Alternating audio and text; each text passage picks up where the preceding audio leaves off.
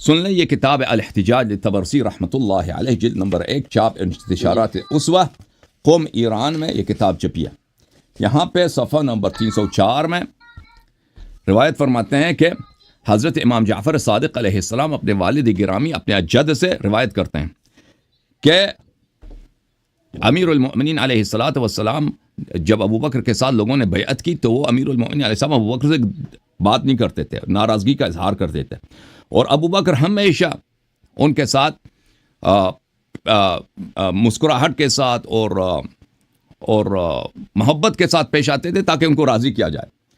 اور ایک دن انہوں نے کہا کہ آپ کیا وجہ ہے کہ یہ تو میری گناہ نہیں ہے, لوگوں نے مجھے مجبور کیا, میں نے خلافت قبول کی ہے, اب میں نے پیغمبر صلی اللہ علیہ وسلم کے بعد لوگوں نے مجھے یہ ذمہ داری سونپی, آپ کیوں ناراض رہتے ہیں؟ تو امیر المؤمنین علیہ الصلاۃ والسلام نے اس وقت ابو بکر سے کہا کہ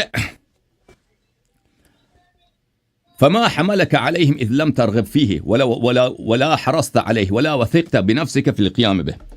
تو امیر المؤمنین علیہ السلام نے فرمایا کہ ابو بکر آپ کہہ رہے ہیں کہ آپ نے اس ذمہ داری کے آپ مشتاق نہیں تھے اور آپ کو اس ذمہ داری کو لینا بھی نہیں چاہتے تھے, اور اس کی کام بھی بہت زیادہ ہے, آپ کے لیے بہت مشکل کام ہے, تو آپ نے قبول کیوں کیا؟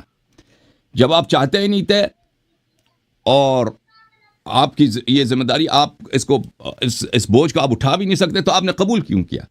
تو ابو بکر نے کہا اس وقت, میں نے رسول پاک صلی اللہ علیہ وسلم سے سنا ہے ان اللہ لا يجمع امتی على ضلال فلما رأيت اجماعهم اتبعت قول النبي صلی اللہ علیہ وآلہ واحلت ان يكون اجماعهم على خلاف الهدى من الضلال فاعطيتهم قود الاجابه ولو علمت ان احدا يتخلف لم تنعت. ابو بکر نے کہا کہ میں نے نبی صلی اللہ علیہ وآلہ وسلم سے سنا تھا کہ میری امت جو ہے ضلال گمراہی پہ جمع نہیں ہوں گے, اور جب سب امت نے اجماع کی میرے ساتھ بیعت پر تو میں نے قبول کیا. میں نے محال سمجھا کہ یہ پیغمبر صلی اللہ علیہ وسلم کی بات باطل ہو. اگر اس وقت مجھے پتا ہوتا کہ بعض لوگ میرے خلافت کو نہیں مانتے تو میں بیعت کو قبول نہ کرتا. تو امیر المؤمنین علیہ الصلاۃ والسلام نے ابو بکر سے پوچھا اما ما ذکرت من حدیث النبی صلی اللہ علیہ وآلہ وسلم ان اللہ لا يجمع امتی على ضلال افکنت من الامت ام لم اکن قال بلا. ابو بکر آپ کہتے ہیں کہ پیغمبر صلی اللہ علیہ وسلم کی اس حدیث کی وجہ سے کہ امت ضلالت پہ اجماع نہیں کرتی, میں اس امت میں سے ہوں یا نہیں ہوں؟ آپ اجماع کریں کہ پوری امت نے مجھ سے بیعت کی ہے, میں اس امت میں سے ہوں یا نہیں ہوں؟ کہاں کہ آپ ہیں.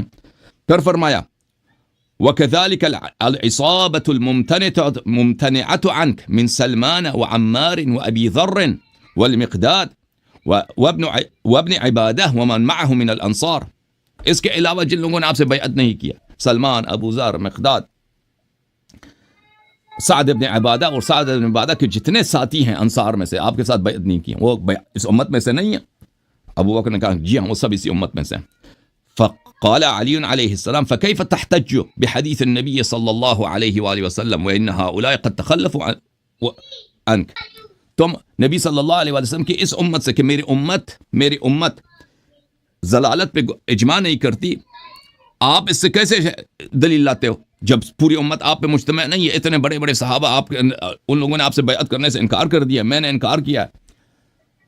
اچھا پھر ابو بکر کے ساتھ بات چلتا رہا, میں پورا حدیث آپ کے لیے نہیں پڑھتا.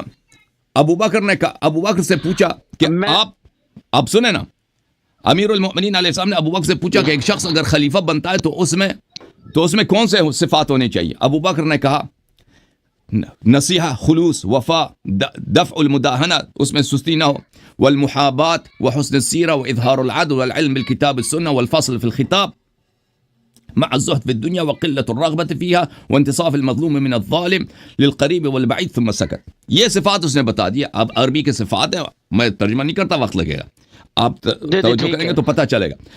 امیر المؤمنین علیہ السلام نے فرمایا والسابقہ والقرابہ. امیر المؤمنین علیہ السلام نے فرمایا کہ اس کے لیے سابقہ اور قرابہ بھی ضروری ہے. ابو بکر نے کہا جی سابقہ اور قرابہ بھی ضروری ہے. فقال علی علیہ السلام انشدک باللہ یا ابا بکر افی نفسک تجد هذه الخصال او فیہ قال بل فیک یا ابا الحسن. امیر المؤمنین علیہ السلام نے ابو بکر سے پوچھا کہ ابو بکر تو نے جتنے صفات گنتی کیا, علم بالکتاب والسنہ, عدل, حسن السیرہ, فلان فلان فلان, یہ خصال تجھ میں ہے یا مجھ میں ہے؟ تو انصاف سے بتا. ابو بکر نے کہا بل فیک یا ابا الحسن, یہ سب صفات مجھ میں نہیں آپ میں. قال فأنشدك بالله أنا المجيب لرسول الله صلی اللہ علیہ وآلہ وسلم قبل ذکران المسلمین ام انت. اے ابو بکر مجھے بتا دے کہ جب کوئی دنیا میں کوئی مسلمان نہیں تھا، پیغمبر صلی اللہ علیہ وآلہ وسلم کے ساتھ کون تھا سب سے پہلا ایمان لانے والا کون تھا؟ کوئی مسلمان ان کے ساتھ نہیں تھا. قال بل وہ آپ تھے یا میں تھا؟ ابو بکر نے کہا بل انت، آپ تھے.